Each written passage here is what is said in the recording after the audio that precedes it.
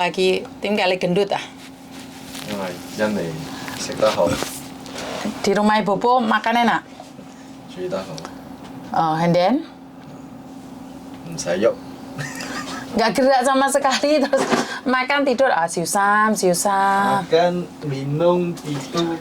Makan, minum, Tidur. makan, minum, tidur. Tidur. Gendut. No gendut. No gendut. Cho hay có vì nó. Mời. Ông陪阿爸爸。 Lễ vui bà bà. Hảo lah, say bye bye ya. Malam. Malam, bye bye. Dadah. Dadah. Dadah jadinya anakku. Dadah. Jadi makan, tidur, gendut. Oh.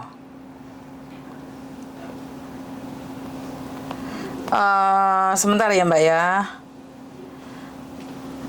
Ini ada SMS dari Amsterdam. Saya sering ngikutin Miss Uni. Wah, sangat gagah banget Miss si Koko. Duh Mbak, enggak gagah anakku Mbak. Belanda. Ini orang Belanda aktif banget nonton ya. Jadi syukur alhamdulillah kalau ada orang-orang di luar negeri sana yang juga apa iki kok video call ya. Ada orang-orang di luar negeri sana yang membantu kita nunggoni iklan. Lah kok nunggoni iklan piye? Halo? Halo, selamat malam. Malam sayang, ada yang bisa dibantu? Maaf nih mengganggu.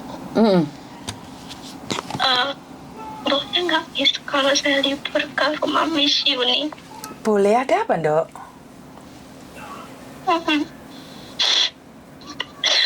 Saya pengen cerita tapi salah kalau ya Miss kalau kita jadi anak pungut. Sebentar, kenapa sayang? Kenapa? Kamu tahu kan Miss ini masuk di YouTube sama di Facebook, jadi hati-hati jangan pernah menyebut nama siapapun, termasuk namamu sendiri, karena saya tidak ingin kalau sudah viral minta take down. Ada apa, Dok? Saya pengen cerita sama Miss Yuni. Tentang apa, sayang? Tentang apa? Kenapa dadamu sesak sekali, sayang? Ada apa? Dari kelas 1 SD sampai sekarang tuh saya pendem sendiri. Merasa sendiri, kenapa, Dok? Ada apa? Ada apa, sayang? Kamu sekarang posisinya di mana, sayang? Posisimu di mana? Saya di sentral nih. Oh, di Hongkong sini, di sentral. Iya. Kamu umur berapa, sayang? 30. 30, oke. Kenapa? Ada apa? Boleh nggak ngomong sama aku, ada apa? Salah ya Miss kalau kita jadi anak pungut. Salahkah jika kamu jadi anak pungut? Benar? Kalau jadi anak pungut memang jahat ya Miss. Tidak.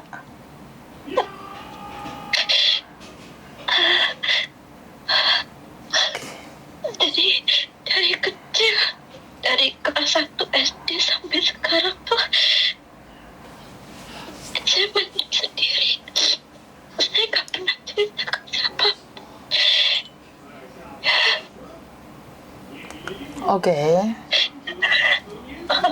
Nanti kalau saya libur saya ke rumah Miss Yuni. Iya, sayang. Kamu sekarang ada di luar negeri, Dok. Nggak usah dipikirin yang aneh-aneh ya, sayang ya. Iya, jangan dipikirin yang aneh-aneh. Kamu sekarang ada di luar negeri, mikirin orang yang menyakitimu. Kamu akan hancur, Dok. Saya pengen cerita ke teman, tapi kadang-kadang kan teman ada yang nyaranin yang seperti itu. Kadang ada yang lebih suka, banyak yang nggak suka daripada yang suka. Jadi saya nggak pernah cerita apapun. Dan saya beraniin cerita ke Miss Yuni. Siapa tahu Miss Yuni ada solusi buat saya. Ada solusi gimana ke depannya saya nanti. Oke. Biar dada saya tuh lega gitu, Miss.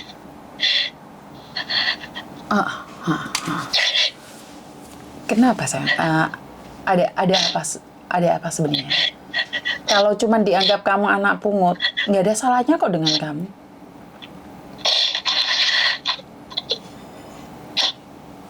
Anak pungut yang selalu dibully, anak pungut yang selalu dianggap gak baik.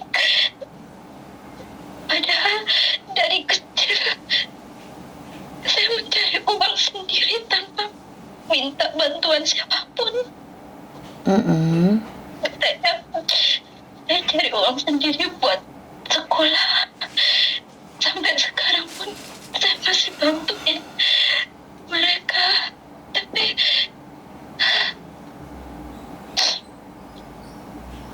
Kamu sendiri sudah menikah belum sayang? udah bisa anak satu. Oke, kamu sudah punya rumah tangga sendiri. Ada orang bully kamu, ya jangan dipikir no sayang. Ntar kamu stres nganggur. Kecuali kamu masih belum menikah, terus kamu dibully sampai saat ini. Kasihan anakmu loh. Kamu boleh jadi anak pungut, kamu boleh jadi anak yang terbuang. Tapi jangan sampai karena kesedihanmu, anakmu merasakan aura negatif dari kamu sayang. Bener nggak? Ya, kadang apa yang saya lakuin, mungkin anak kandung itu yang lebih disayang ya, Mi. Kalau anak pungut itu lain daripada anak kandung.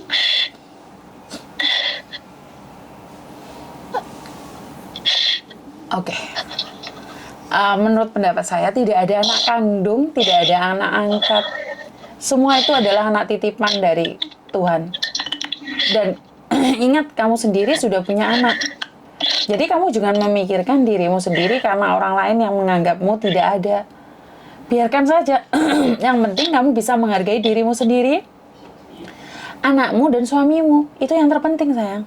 Dan sewajarnya kamu mengucapkan terima kasih pada keluargamu yang telah membesarkanmu. Perkara mereka tidak suka itu hak mereka sayang. Karena saya sendiri juga tidak bisa mewajibkan kalian suka sama saya atau enggak. Iya kan? Jadi jangan berpikir tentang yang lain sayang. Ya? Dari kecil itu saya nggak pernah tahu bahwa beliau itu bukan ibu saya, bukan keluarga saya. Saya tahu itu dari almarhum nenek, karena beliau bilang bahwa saya itu bukan anaknya, cuma diambil karena merasa kasihan atau gimana gitu. Tapi banyak yang nggak suka dari keluarga. Jadi saya kesana kesini itu selalu dibilang itu anak pungut, itu tuh anak pungut, itu bukan anaknya. Saya selalu dibisikkan ya. Tapi saya nggak pernah cerita ataupun saya nggak pernah benci, saya nggak pernah dendam. Cuma kadang-kadang tuh kalau pergi kemana-mana selalu dibilang yang nggak boleh berteman sama dia, nggak boleh karena dia itu bukan anak dari ini, bukan anak kandungnya.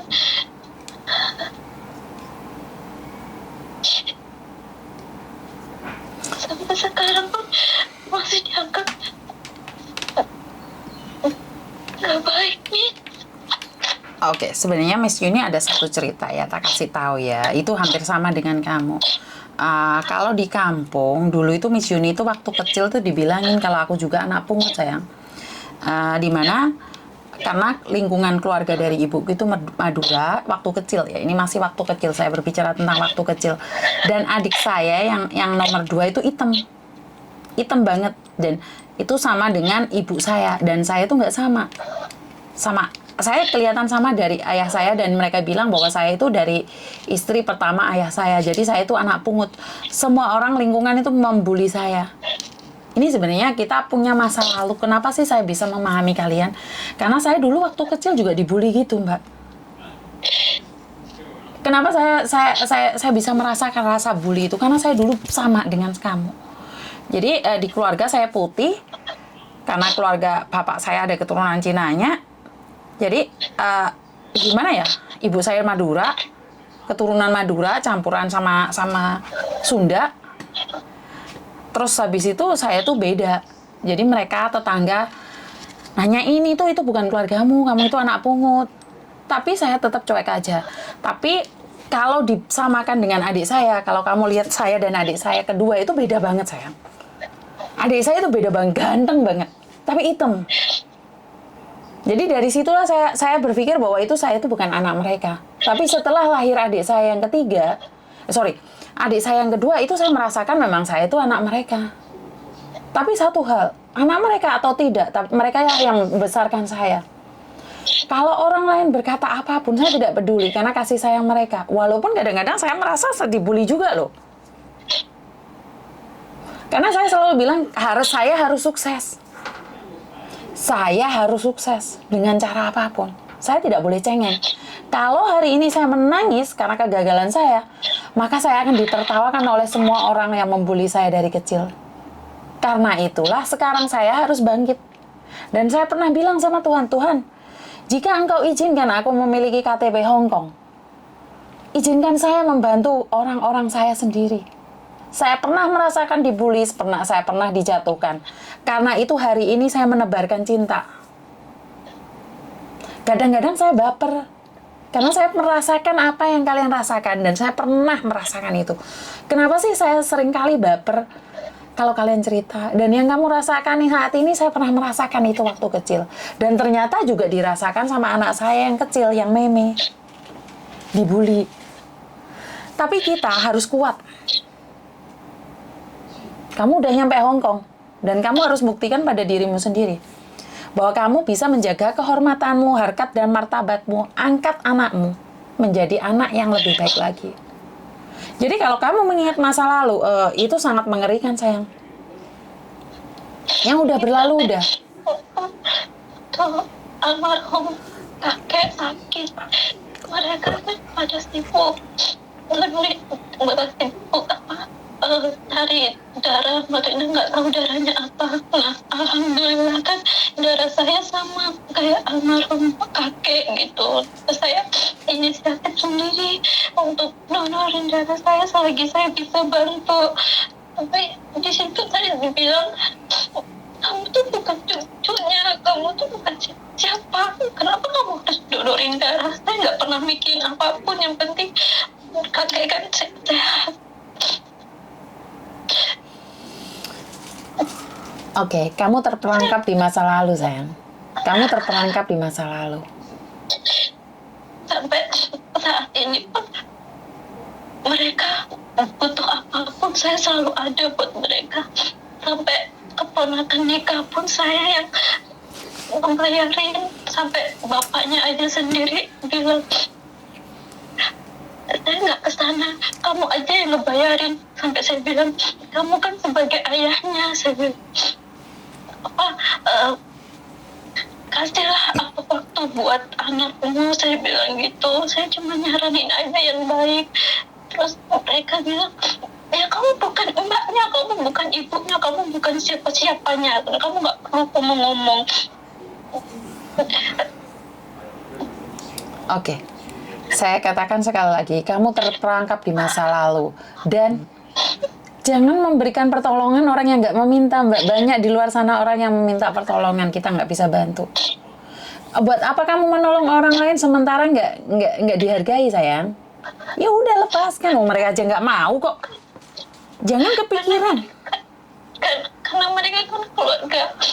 Saya nggak pernah mikirin yang aneh-aneh. Bisa cuma selagi saya bisa bantu keluarga, bisa meringankan beban mereka, saya nggak ada masalah. Kadang diri saya sendiri pun nggak saya pikirkan. Nah itu salah, sayang. Itu salah. Jika kamu mengatakan pada saya bahwa kamu tidak memikirkan dirimu sendiri, kamu memikirkan orang lain, saya tidak setuju dengan kata-kata itu. Kata-kata itu adalah rasa yang tidak pernah ada syukur buat Tuhan. Kamu tidak berterima kasih sama Tuhan. Kamu bisa berterima kasih pada orang lain, tapi kamu tidak berterima kasih pada Tuhan saat kamu tidak bisa menghargai dirimu sendiri dan menyayangi dirimu sendiri. Kenapa mereka bilang kamu tuh harus berterima kasih sama saya karena saya udah ngebesarin kamu harus balas jasa gitu. Saya tahu saya sayang sama mereka, saya tahu saya dirawat, saya tahu gimana rasanya dari kecil dirawat, saya tahu gimana mau membalas jasa, tapi kan enggak.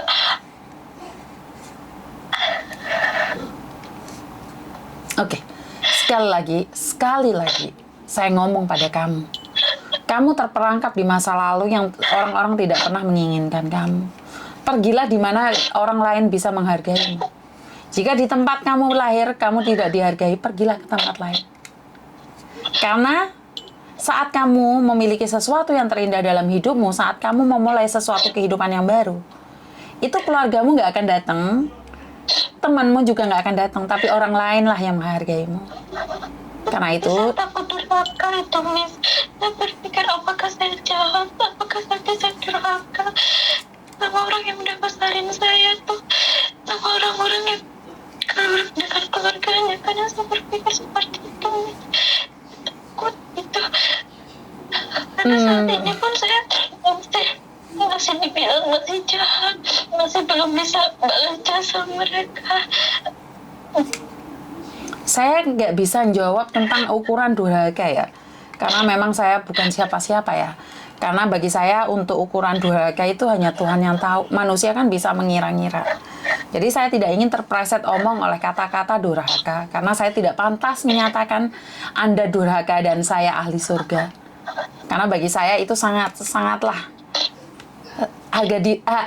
saya itu sangat rendah di mata Tuhan. Saya hanya sebutir debu. Jadi saya nggak berani komen. Tapi menurut pendapat saya, karena kamu sudah menikah, kamu berhak melanjutkan urusanmu bersama anak-anakmu. Kamu bisa memberikan mereka yang terbaik, tapi bagaimana dengan anakmu?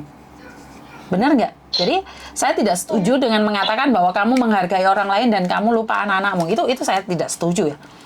Jadi kamu menghargai orang lain, bagaimana dengan anakmu? Bagi saya itu bohong. Jika kamu bisa menghargai orang lain, tolong jaga anakmu juga, jaga perasaan anakmu juga. Hari ini kamu nangis demi sesuatu keluargamu yang sudah tidak menghargaimu. Bagaimana dengan anak dan suamimu? Pernahkah kamu berpikir tentang mereka? Saya udah sendiri, Miss. Suami udah sama yang lain, jadi saya biarkan. Maksudnya? Saya berjuang sendiri buat anak saya, dan suami udah nggak. Oh, suamimu sudah dijaga orang? Iya, saya lepaskan, Miss. Oh, kamu lepaskan suamimu. Oke. Apalagi kamu tidak punya suami. Dan kamu masih sibuk ngurusin keluargamu, sementara anakmu sendiri. Duh, ya apa ini? Nggak nyambung lah kayak gitu. Saya pribadi, saya tidak suka dengan cara berpikirnya kamu.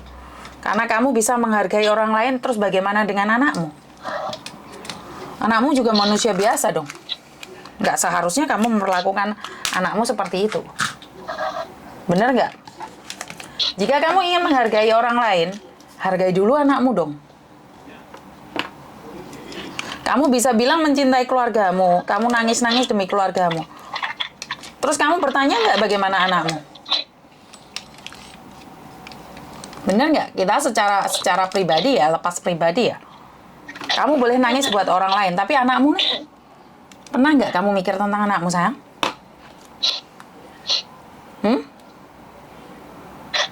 Anak saya sama orang lain yang saya suruh jagain, karena saya kan kerja berjuang buat anak saya gitu kan. Anak saya nggak sama ibu saya ataupun sama keluarga di sana, enggak. Jadi sama orang lain yang ngejagain anak saya gitu. Oke. Dengan seperti itu kamu harus tahu dan bisa menghargai anakmu dong. Kalau anakmu dirawat orang lain, harusnya kamu bisa menghargai dia juga. Karena sungguh tidak adil saat kamu mempermasalahkan, memperkarakan tentang orang tuamu, kamu lupa bahwa kamu punya anak yang sedang dirawat orang lain, sayang? Hah? Kamu lupa kamu punya anak? Saya tahu ya, saya ngerti, tapi kadang-kadang kalau mereka tuh nelpon, kamu lupa akan kita, kamu lupa akan apa namanya tanggung jawab kamu dengan orang yang udah besarin kamu. Kadang-kadang saya bilang saya nggak lupa,